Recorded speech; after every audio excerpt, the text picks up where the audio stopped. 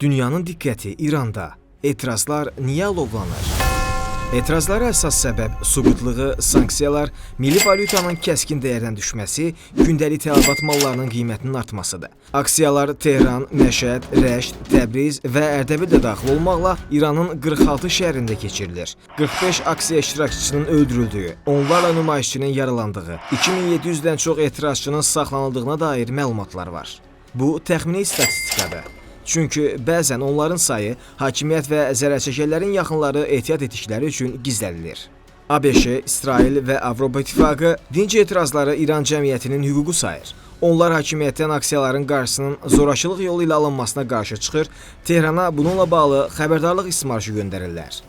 Xamenei və dövlətin müxtəlif rəsmiləri aksiyaçıları iki qrupa bölür. Haqlı etirazçılar və ixtişaşçılar. Son günlər hökumətin keçirdiyi tədbirlərdə islahat yönlü planlar açıqlanıb. Bu baxımdan demək olar ki, hakimiyyət etiraz zamanı irəli sürülən tələbləri qəbul etməklə yanaşı islahatlar aparacağını vəd edir.